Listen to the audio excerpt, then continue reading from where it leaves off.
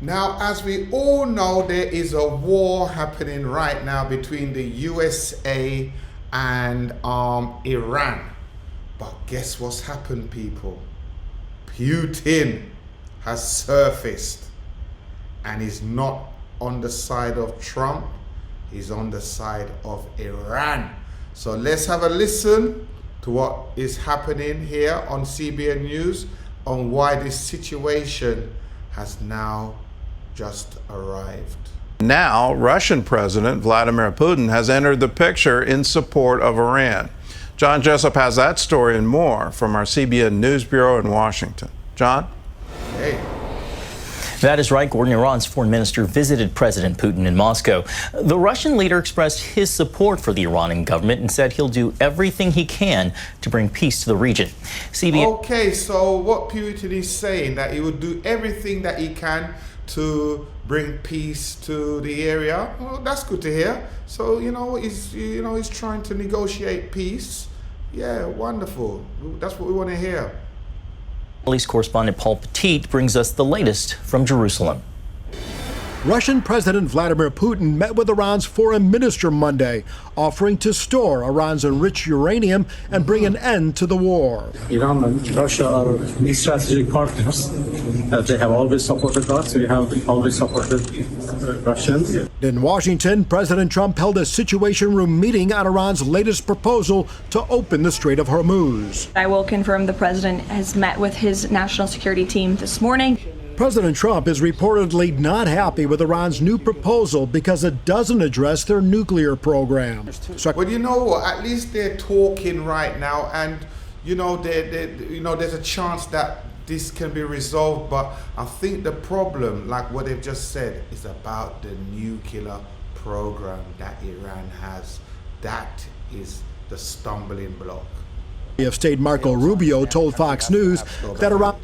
Secretary of State Marco Rubio nuclear program. Secretary of State Marco Rubio told Fox News that Iran's hardline leadership continues to be a stumbling block. And so you see a tension, and you always have in that system, between the Iranians who understand, let's be hardliners, but let's also balance that with the need to run a country, and the hardliners who don't care and have this apocalyptic vision of the future. While promising to advance peace talks with Lebanon, Israeli Defense Forces struck Hezbollah targets, citing ceasefire violations that killed an Israeli soldier Sunday. The IDF chief of staff also addressed growing criticism following the destruction of a crucifix by an Israeli soldier in Lebanon, calling the act rebellion against the army's values. Israeli Prime Minister Netanyahu spoke about Israel's important bond with Christianity while surrounding himself with Christian IDF soldiers. They field all the important positions in our incredible military, and they do incredible work. This is completely contrary to what is presented outside.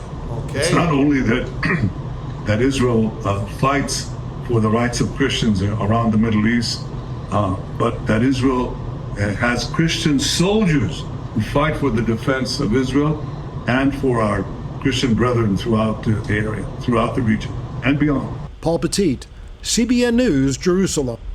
Now, Russian President Vladimir. Well, people, as you can see, Putin has entered into the war. Well, he's not in the war, but he's supporting Iran. He's actually saying, Iran, I'm on your side. I'm going to help you to find a peaceful resolution to what's happening.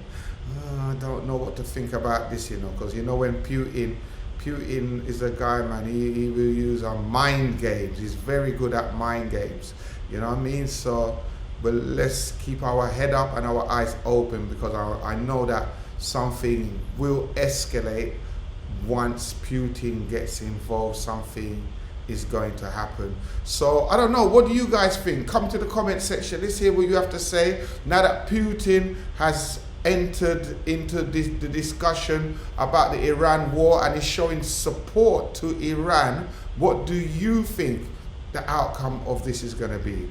Well, I'm thinking to myself that he might be able to help, because he said that he's looking for a peaceful resolution. And I don't think that him and Trump are enemies like that. You know, I think, yeah, there's a little something there, but I think they do actually talk.